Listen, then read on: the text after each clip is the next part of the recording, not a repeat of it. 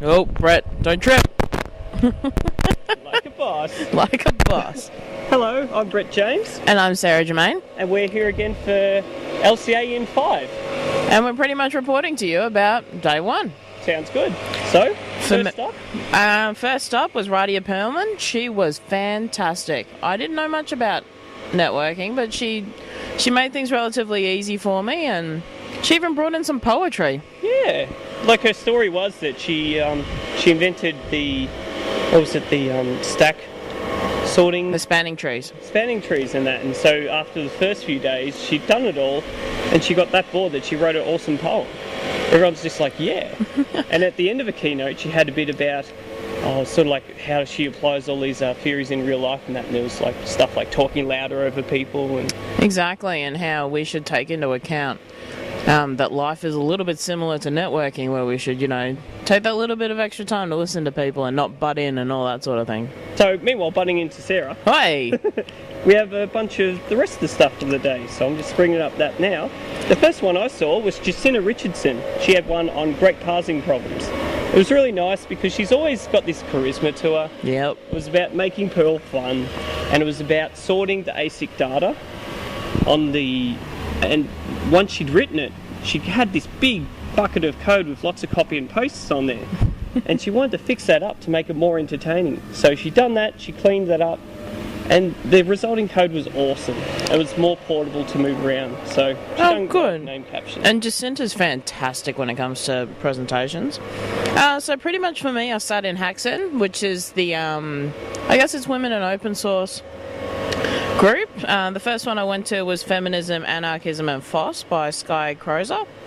Cool. But the most important one, and I think the one that hit home the most for all of us, was the Overcoming Imposter Syndrome by Denise.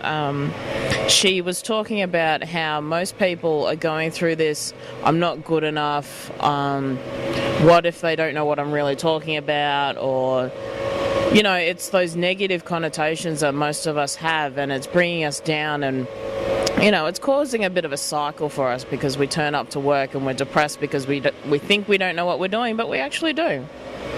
And yeah, it was just reaffirming that we're not the only ones. That's a good way that to feel that way about it. Yeah. I like that the variety we've got at LCA. There's just so much different stuff we can listen to. Well, exactly, and it's not all the technical talks. And sure, it's a technical conference, but on the odd occasion you need that little bit of a difference, I think. Yeah. So moving into the technical stuff, because half the time I was in the multimedia room, was Mr. Maria for talking about cross-site scripting vulnerabilities. Now this was mainly orientated about PHP, however it can apply to anyone because it had some scripting principles you could apply into your Apache include files for your HD access. So cross-site scripting vulnerabilities, basically if you have stuff running inline on the page, someone can inject stuff and overwrite your login and that and send it back home. Nasty stuff. Nasty. Yeah, so he had ways around it and it was pretty handy, very eye-opening, and I'll have to sort of take that home with me. Yep.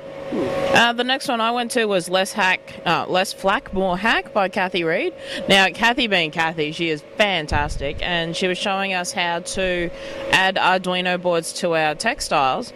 So she's made a light scarf so that when she's walking at night, she doesn't feel not that a lightsaber, a light scarf. Yeah, a light scarf, not a lightsaber. So it turns on when it's dark, and so she doesn't feel uncomfortable and she doesn't feel like she's in danger. And it's amazing some of the ideas that you can come up with just adding some Arduino boards to your clothes. Nice. You've got to geek out whenever you can too, right? Oh, exactly. Yeah. And you got to geek up at anything possible. So, textiles is the way to go. Geek all the things. I also had Adam Harvey talking about PHP 4 and PHP 5, what's coming in that. Some points I had to take away from it was that PHP is a case-sensitive language, but in some cases it isn't. And it was interesting to find out the places that it isn't is that casing is done by the locale setting on your PC. Oh. So you've got English US and all that kind of thing. But in Turkish, when you do there's many different types of I's and L's. Yep. So there's a lowercase I without the dot. Yep. So it messes up the case sensitivity of it and they turn it off. So the next version they're going to fix that, and second quarter they're looking for a release. Nice. The next one I went to was Recipe for Geek Jewelry by Ruth Ellison. Now, I was wearing the earrings yesterday, but it's the little tux earrings, and she uses lasers to make jewellery. Now, lasers, awesome. Jewellery, even better for me. So she was showing how many times it took her to actually use the laser and get it all going, and how they had to hack it, and it was fantastic to watch. And lasers. Nice, lasers. I heard, was that the same person? She had a printed version of an earring. It's like 3D sphere of a visualisation of the weather maps? Yes, so it's of the climates because the Bureau of Statistics released all the climate data. So they mapped it out into this lovely little round shape, and it shows the peaks and the troughs of the weather. Yeah. It was awesome. I like it. So also we had Mark Affleck talking about samples. Oh, his title of his speech was "Embed Everything into Embedded Everything." It was funny because he was talking about how you'd have a C program or anything, and you'd embed Perl code or C or TCL code. And his example was geological data. You had it on the C front end, and then you had the Perl data parsing it and changing the lines. So that was fun. The next one I went to was... Oh, yeah, I know. He sort of looked at us and panicked, I think. So the next one's Educating Girls About FOSS with FOSS by Katie Miller. She was talking about how IBM runs what's called the Excite program for girls in high school. Just to bring them out, get them to meet some industry people, get them to meet universities, and introduce them to various different things that... Well, with IT or with open source or anything like that, and it was great. And the fact that they're able to work with other companies and get girls in high school involved, seems to be a great thing that they're doing. It's a pretty noble cause too. Well, it is, definitely. Get them more involved, and it got you fairly pumped as well, sort of what they can do with that sort of area. Yes, because it led into the last talk that I went to, which was about RoboGals, and RoboGals is a university project where girls in engineering in a university go out to all the schools and they run sessions to teach the girls how to run robotics. And it happens from the ages 6 to 18.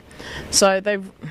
Between, I think it was 20 uni students, they managed to run 700 projects last year and go out to all the students and just teach them some fantastic stuff and show them what engineering is and what IT is and what you can do with it and open source and all that sort of thing. Got girls hyped, I think, so it's good. That's pretty empowering. I like that. It definitely is. So I also had Daniel Nadasi talking about the terrible history of web development, which was nice as a web developer.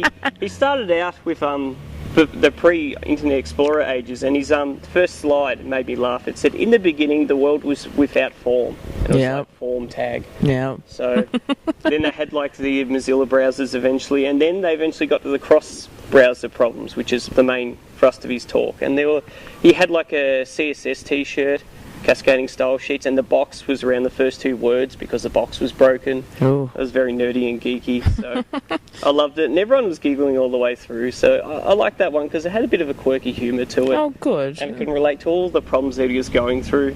It was the poor guy. The last talk that I went to was Getting Your Talk Accepted and Write a Convincing Talk Proposal by Jacinta Richardson, again. Ooh. She's very popular. And she was talking about how you can write for papers committees and how to get your talk accepted and what not to do and what to do. So it was pretty much going back to the old English classes where you write your talk proposal and make sure it actually makes sense and, spell properly and use your punctuation and grammar. And what is this spelling properly? Exactly. That's what autocorrect is for, right? Yeah. Well, that's it from me. What about you? Well, that's pretty much it for me as well. I was going to briefly mention The Future of HTML5 by Jeremy Apfel. He was talking about how Chrome are developing a application, like a bit like how Internet Explorer back in the day had HTA files. You could run an application inside the browser. This time they want to do that again, but have offline ability and make it run more native. So that was interesting for him to do it. Just stuff that basically runs everywhere. Awesome. So less Java. Yeah. That's about it. Did you do any other bits after that? Because I went out for dinner with Cameron Tudball because he turned up. Hi, Cameron. And he's here for work, so it's kind of convenient that, most of the LCA group can sort of get together and catch up and all that sort of thing. So. Oh, that's nice. Yeah. I got to check out after I fell asleep for a while because I was knackered. what was it? The Raspberry Pi BOF. I think that was the first BOF I've been to here, I think. And that was great. We had a lot of geeks running around. Someone had Minecraft running in the common room. Nice. While people were playing pool in the background, so they made a strawberry thing. And they had a literal punnet of strawberries in there. Raspberries, sorry. So yeah, that was nice. It was enjoyable. Oh, that's good. So I think that about wraps us up. Do you think we made it to 5 minutes this I time? don't think so. I think we went way over. So we're doing good. But anyway, I think that's about it. We're going to come back tomorrow for Wednesday. Sounds good. Talk to you tomorrow, guys.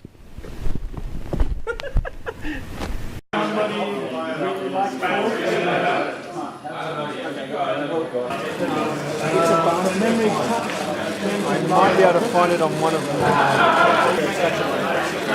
No, it's going against Family to see if we can boot the... it's not going to work.